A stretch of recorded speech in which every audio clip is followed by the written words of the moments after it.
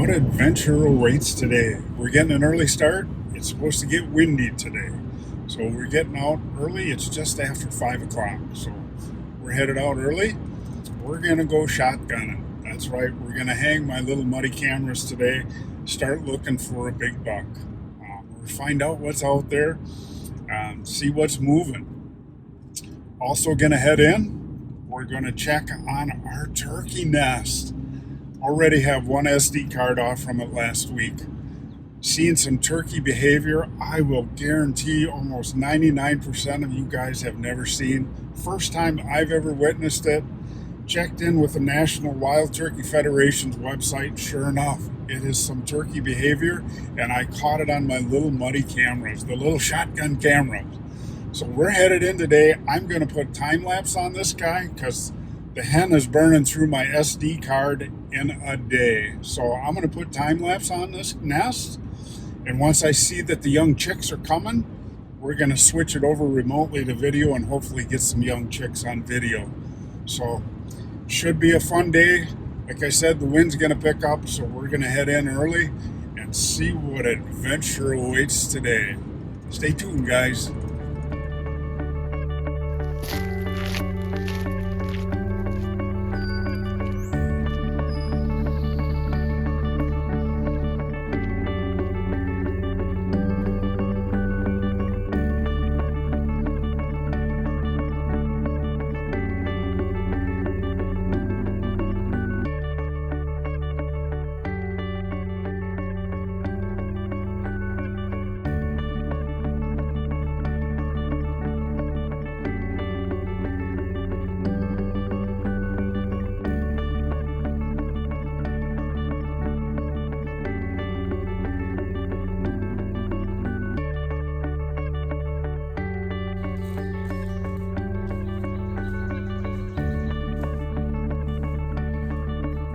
It is June 13th, and I am out in my favorite place in the deer woods. I'm actually headed out today, and I'm shotgunning. That's right. I've got my little muddy cameras out, and I am, searching for deer, for a big buck. I was out early this year when the leaves were just starting to poke through the melting snow, when that snow was, just about gone. And I hit those deer trails early because, those deer trails are, from deer that survived the rifle season, survived the winter. So I had picked spots out while I was out shed hunting where corridors meet, where I found, those big territory scrapes that are right at the intersection of those travel corridors. But this time of year, is a time of plenty for the deer. There's lots of new growth, lots of new plants to eat. They're not struggling for food. But as I'm out in the woods, one thing that I watch for as I scout and having good woodsmanship is, looking ahead to what's coming. Because in the fall, after the frost, all these plants, are eventually going to die, and they're not going to be available or to be readily food for the deer. So what I'm looking for, and one thing that is a major food source for the deer late in October, late November, and really all the way through December is acorns. And there's subspecies that fall into these two categories, and there's going to be red oak and white oak. Now, there's subspecies that fall underneath them, but those are the two types of oak trees that pretty much are dominant in south central Wisconsin. But as I'm going out hanging my trail cams, we just had super high winds and storms 3 days ago. We had 80-mile-an-hour winds, so, there's a lot of branches and stuff down. But as I'm walking through the woods, I picked this branch up, and it's a broken off branch from a red oak tree. As you can see the pointed leaves on there. But what I look on the underside of there, if you guys can see that, acorns are already forming. So that's what I'm watching for, is to see what the acorn crop is going to be. And I'll keep my eye open, for white oaks and red oaks. Deer favor the white oak acorns first because they're not as bitter. They're more sweet acorn. Um, you know, they the deer like them better than the red oak. They eat the red oak acorns too, but they would just soon have the white oak. I'm going to have a lot of information coming up here in an episode on oak trees and how animals use or follow the acorn crops.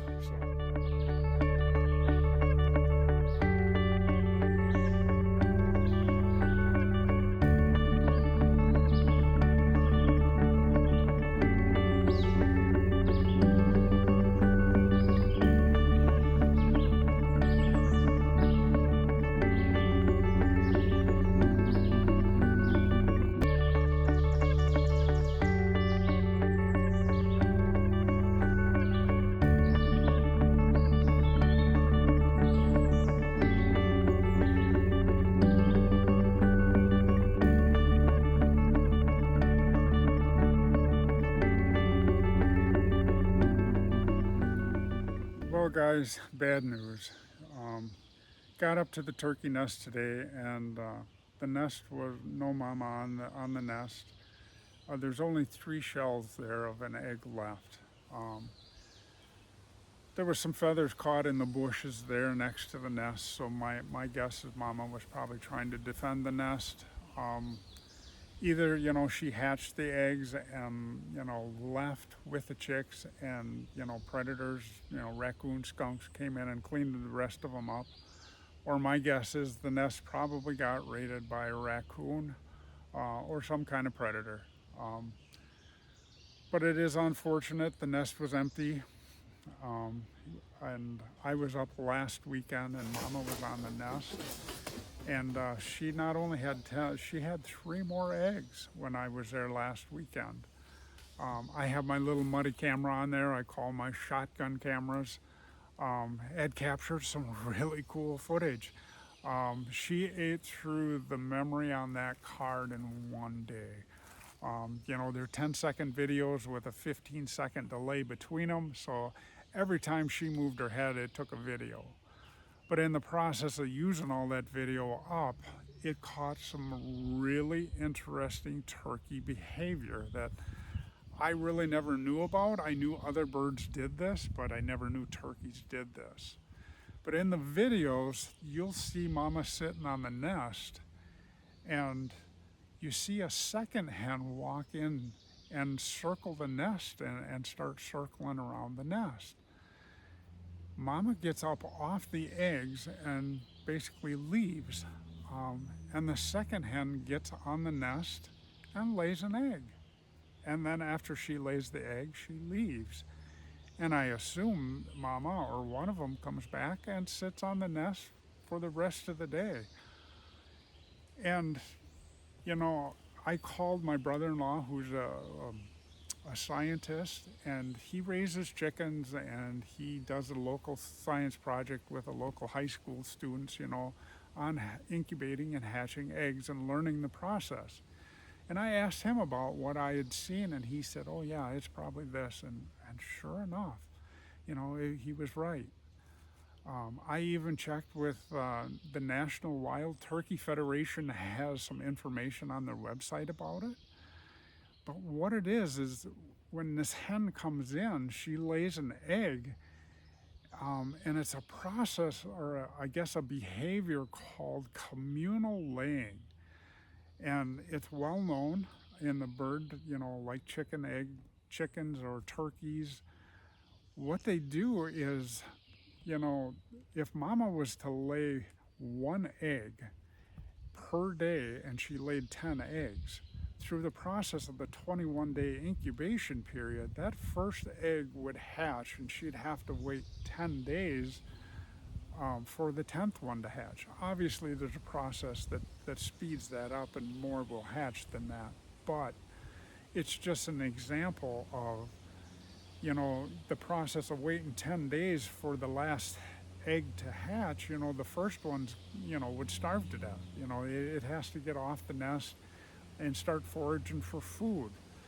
So by other turkeys coming in and laying eggs, it helps ensure more eggs would hatch at the same time and ensuring a bigger hatch. It's a survival instinct. So I thought it was really cool, that I caught that on my little muddy camera. But it's unfortunate. There's an overpopulation of raccoons right now, and it's known that they do raid these nests. There's not a shortage of turkeys. The Wisconsin Department of Natural Resources, they issued 250,000 turkey tags, for hunters to harvest turkeys this spring. Out of that 250,000, from what I understand, like 48,000 hunters harvested a turkey. So it is unfortunate that we didn't get chicks coming off the nest, but we did get to see some really cool turkey behavior. Hey, you're talking to a happy guy today.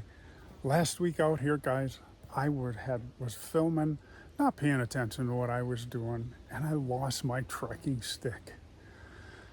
I put a pin on my map, my HuntWise app, and I thought, I'll come back and look another day. I knew approximately where it was, but I thought I had left it behind in a different spot. So tried to retract the best I could. And I know I did some filming around this old tree, so I came over here and looked. And I brought my second trekking stick. I have two of them. I brought that today, and I walked over here to this tree. And down here on the ground, look at there, my trekking stick. I found it.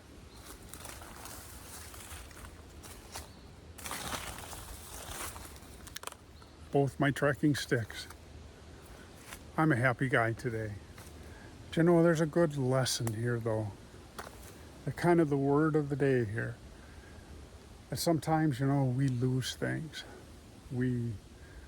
Things don't always go the way we like, and we have to go back and search. Search within ourselves, search our lives, and, it's not a bad thing. Sometimes having to go back and research and, even sometimes rebuilding parts of our life or changing our life is just exactly what we need.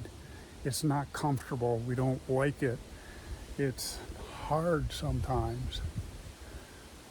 But many times in life, God gives us the same word, seek Him. Seek and you shall find. Ask and you shall receive. And a lot of times that asking comes a lot before you receive. But there's growth that we have to do in order to receive. And certainly a trekking stick's a small.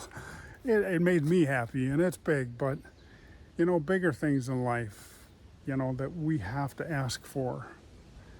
And many times you have to pray a long time before those prayers are answered. And you may say, Ken, I have prayed, I've asked, and I don't receive. But a lot of times a no is exactly what we need. We just don't know it. God has the best interest in mind for us. As I'm speaking here from experience, I've spent a lifetime of some hardships, hard times, but you just persevere. You go through, you tie into people that, love you and will give you good advice. Friends, buddies will tell you what you want to hear. A true friend tells you what you need to hear. And your true friends are the people you need to tie into along with prayer and God first. And things in life just turn out. You find your second trekking stick if you just go back and search and be persistent and, not get too discouraged just because, you lost something. Oftentimes we need to just be patient and to be humble and to truly be appreciative and thankful for what you have. Oftentimes, how can God give you more if you don't already appreciate what you have? Because it's just human nature. Once we have more, we want more. We continue to want more until we're content and we find happiness and peace in what we have and pure joy. I get just pure joy from being out here in nature. Just what I need. I work a job just like most of you do, to come out here on the weekends just to be alone, just to be out here in God's creation is exactly what I need. It brings me peace. It brings me joy. Do I own a mansion on a hill with, millions of dollars? No. But if you are truly happy and you truly have peace in your life, you're the richest person on the face of the earth. Find comfort, find joy, find peace in just having what you have. And if you have people around you that love you and, help you through life, you're a rich person. So there's the word of the day. We got the shotgun trail camera hung up here. I was going to show you this spot. This is one of my spots where I found my buck that I shot last year on one of my little shotgun cameras. We're not very far from the road, surprisingly, but very close to the road. So it's easy to change a card, and it tells me exactly what I need to know if the deer's actually even made it. I got in here. Finding this spot was from shed hunting, being out early March when I could see where the deer are running. So I ran, I walked all this bluff up here, bringing it back this way. Walked the whole bluff, and the trails all came this direction from multiple areas up here and back over in here. So I knew this was two travel corridors that intersect right here. There's trails just like blood veins that go out through here, but they all intersect right here before they cross the road. And this is a spot that I'm going to watch close this year. And I'm going to, like I said, I'm going to put a shotgun cam here. And if this buck made it through, I will be dedicating one of my cell cams to do the surveillance here and watch him, just try and pattern him so I know when a good time to slip in here and try and shoot him is.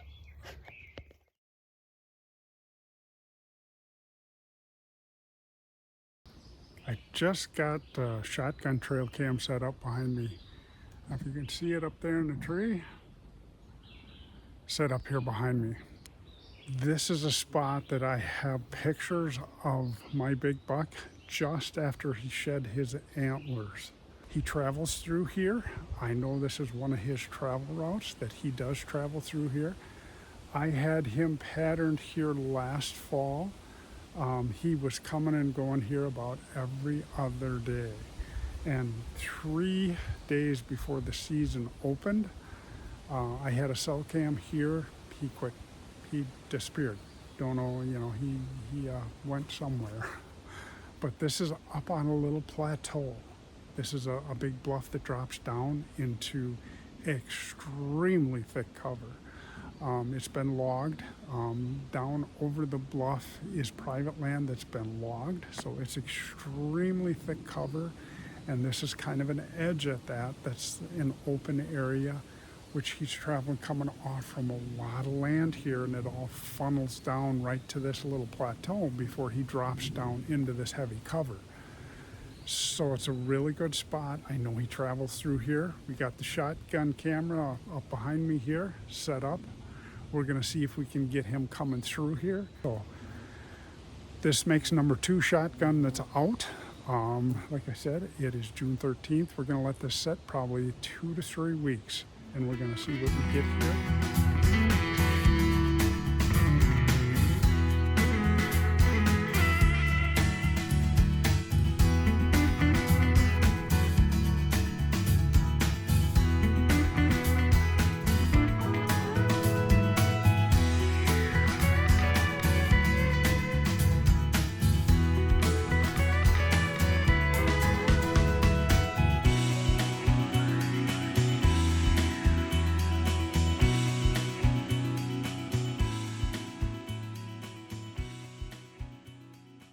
shotgun trail cam number 3 set up.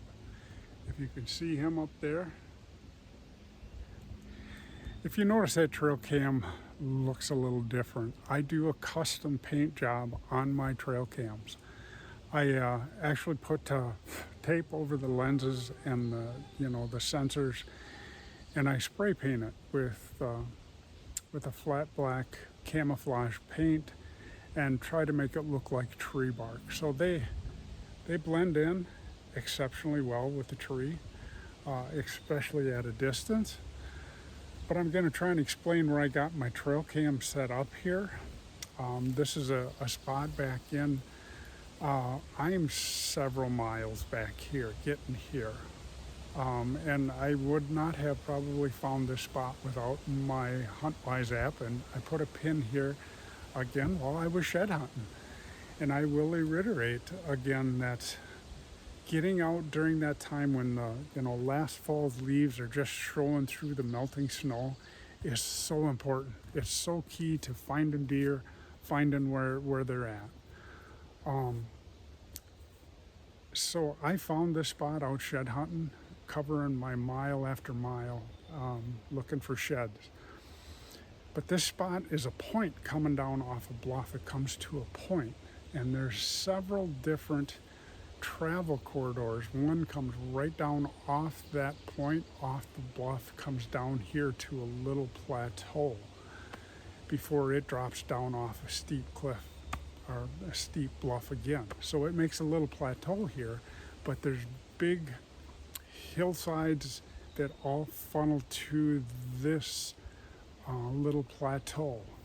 And on this little plateau, as I came up here shed hunting, I'll kind of walk over here and walk you through what I found. But as I came up here, and I'm going to have you look over my shoulder here, as you can see the path right here goes over to a big scrape. There's a big territory scrape right there.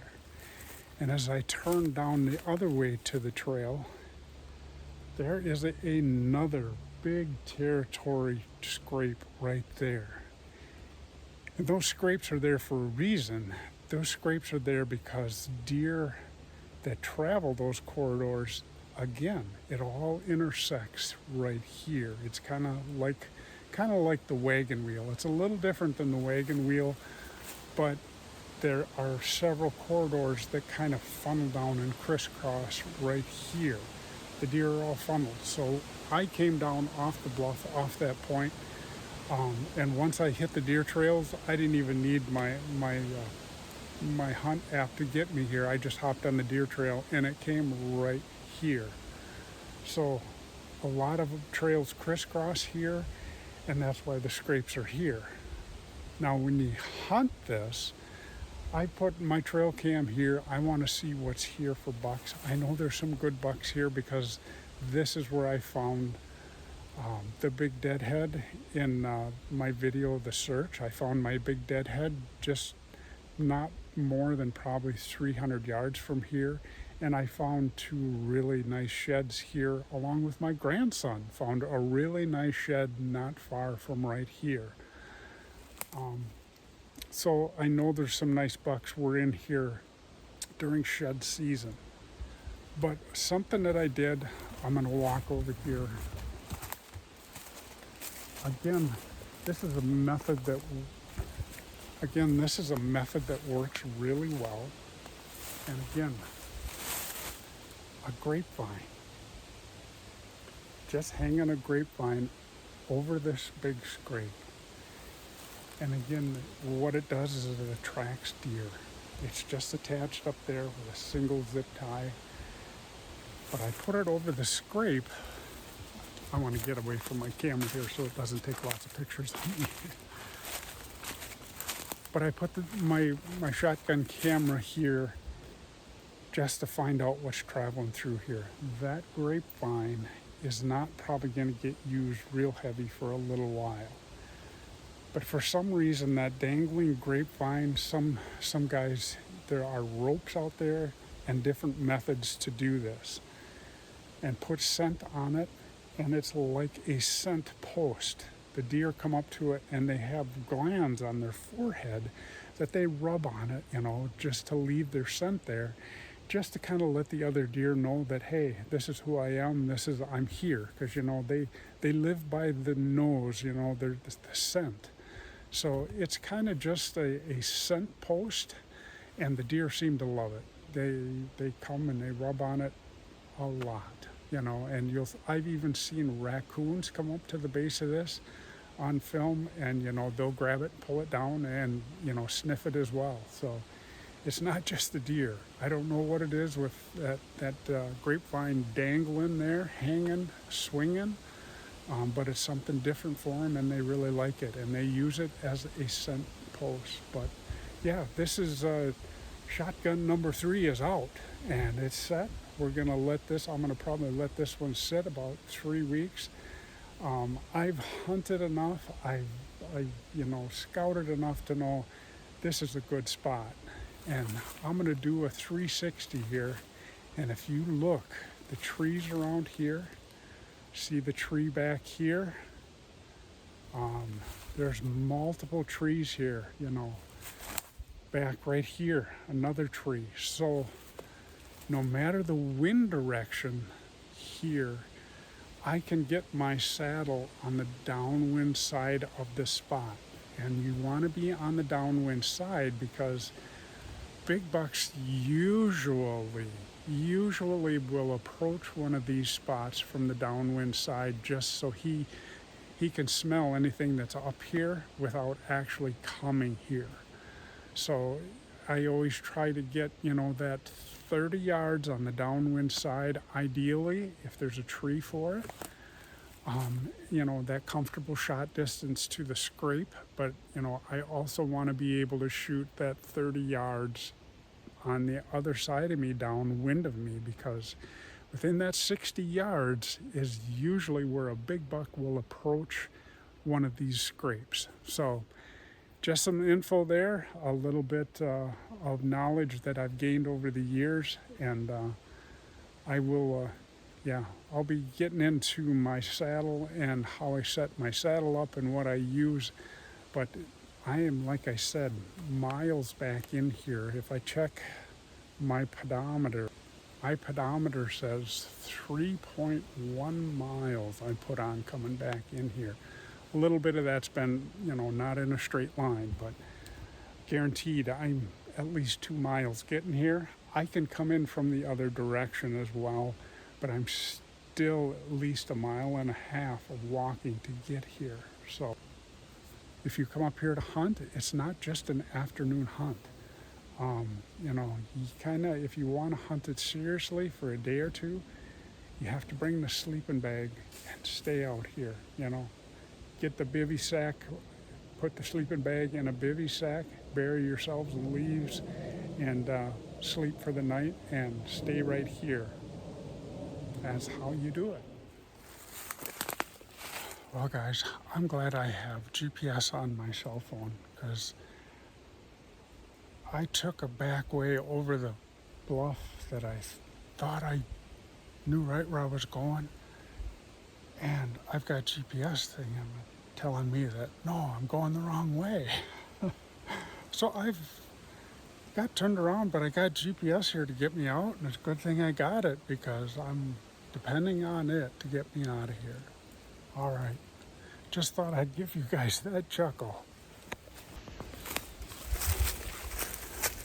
Took a left turn at Albuquerque and got a little turned around there for a minute, but my HuntWise app led me right out, right to the spot. So I know where I'm at now.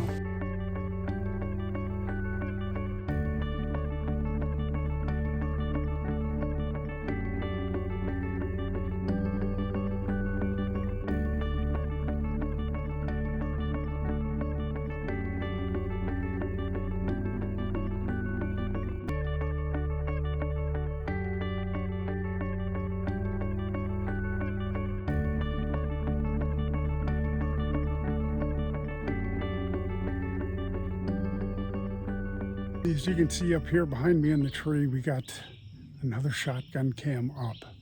I'm picking up where I left off here last year. I put my cell cam in here just after rifle season last year. just to see what was moving through. I could see a lot of tracks, but I didn't know if it was a big buck or if it was a doe. So I put a cell cam here, and within 2 hours after I hung it, just after it got dark, I had a big buck come in, and didn't see him again for a while, but I was getting pictures of an albino doe here. So it's a good spot. I want to pick this up, see if if the albino doe is still here, and see if maybe we can get a look at that big buck again. This is close to the road. I mean, this is 40, I would say 70 yards probably from the road. So this would be a good possibility for an afternoon hunt, which I'm finding the more of these big woods that I hunt, the big bucks are right close to the edges near the roads. That's where the big bucks are at. It's nice to see them up in the big woods, but they're close to the road, really close to the road.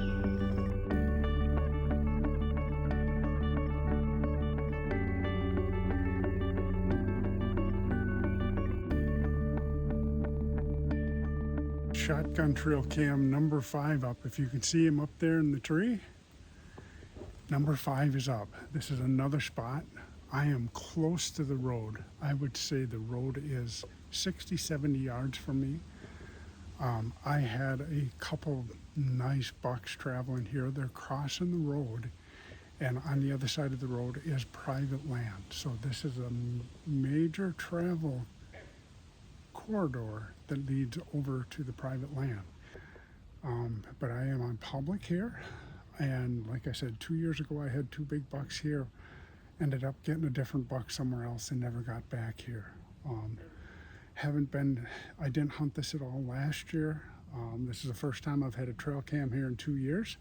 I'm really curious to see if there's another one here. So this is shotgun camera number 5. This is A1. And we got one more to get out. We got a couple hours of daylight left here. We'll hop in the car, and we got a little bit of drive to get there, but we'll get it up yet tonight and get the last one out.